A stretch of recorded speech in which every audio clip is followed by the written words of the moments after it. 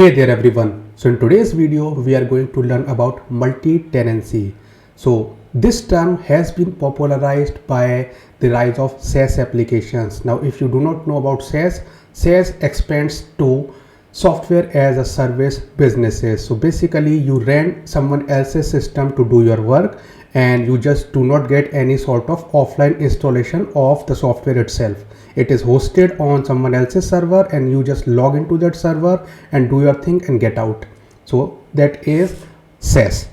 So let's talk about multi-tenancy. So before we can understand multi-tenancy, we have to understand tenancy in general. Basically, if you use someone else's software by logging into an account, you are actually renting his or her infrastructure to do your work. So basically you are a tenant on that particular system. So this is the underlying principle of tenancy. So by definition, single tenant systems are the systems where only a single user can use that particular system. So let's see an example of a single tenant system. So if you have a random CMS like WordPress or Blogger or Drupal, you install it on a server, bind a domain to it, and then you can just create your own website. But that website is going to serve a single purpose. So let's suppose it's a travel website. So you are going to create your website, store your data in the database, and it is going to have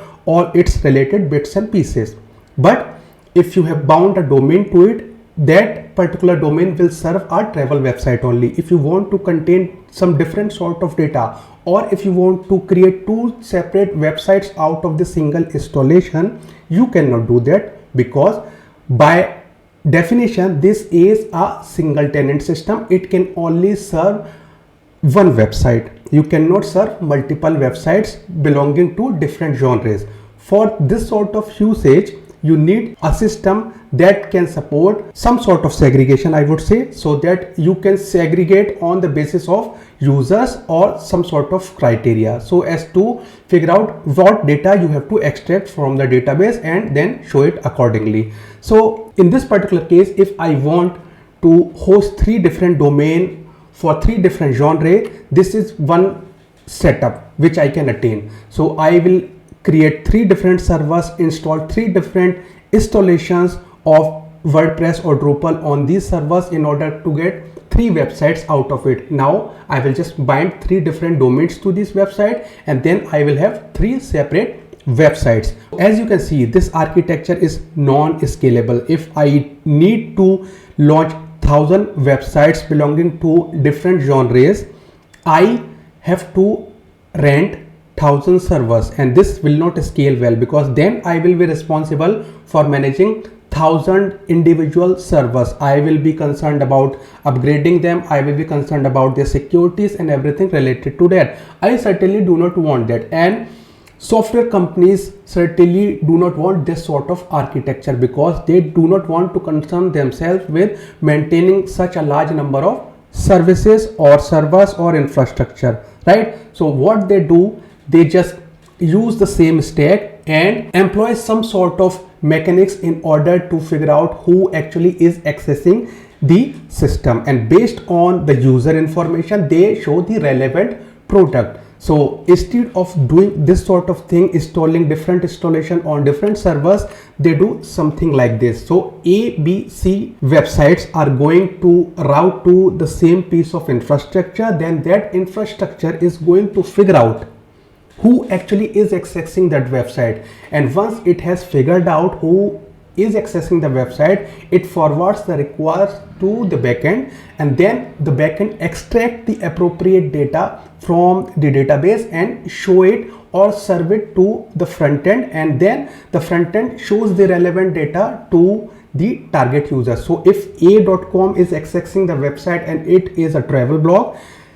here the multi-tenant system will figure out that it is a.com who is accessing the website. So the backend will only extract data related or pertaining to a.com, and then it will be forwarded over to the front end, and then the front end will show the relevant code or the UI to a.com. Now that data can be related to traveling only.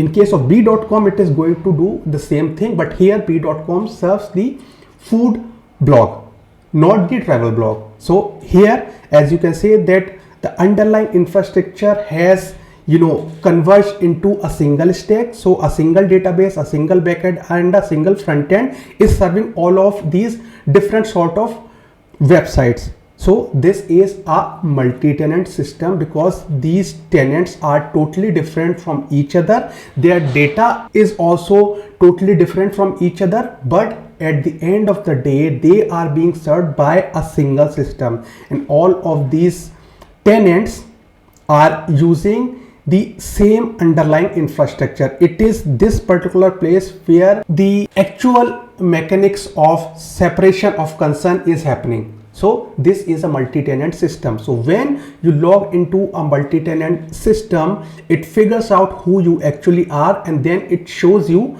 their relevant content. Now you may be wondering, what are some multi-tenant systems that are out there? So Netflix is a really good example. So when you log into your Netflix account, you get a feel that you are the only user on this particular website, right? You only get suggestions and playlists according to your account, but that is clearly not the case. Thousands of users are also accessing the same site at that one particular moment, but you are not going to get an impression that that is the case because it is a multi-tenant system. It figures out who you are and then only show you relevant data. You think that you are the only user, but that is not the case.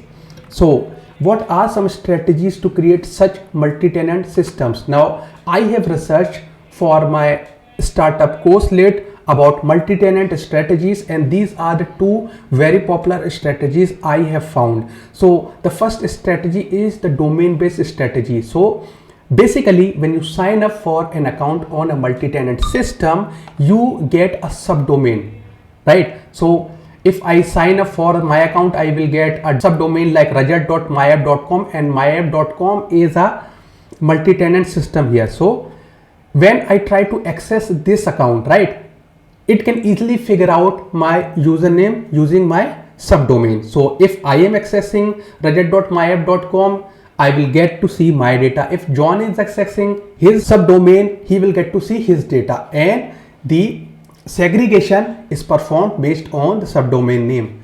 The other strategy used by SaaS companies is the path-based strategy. So basically here you do not get the subdomain, but you get a username, and that particular username is unique to you. In this particular case, the subdomain name is unique to you only, and there will be no other user on the system who will get the same subdomain name. And in path-based strategy, this is the case for the path. So here the domain name stays the same, but the subpath changes. So for Rajat, it becomes myapp.com/Rajat, and for John, it will become myapp.com/John. So based on this information, the system figures out who is accessing it, and then it shows the relevant data. So if you are creating a multi-tenant system, you can employ any of these sort of strategies in order to identify who is accessing the system and then show the relevant data. So I hope that this video was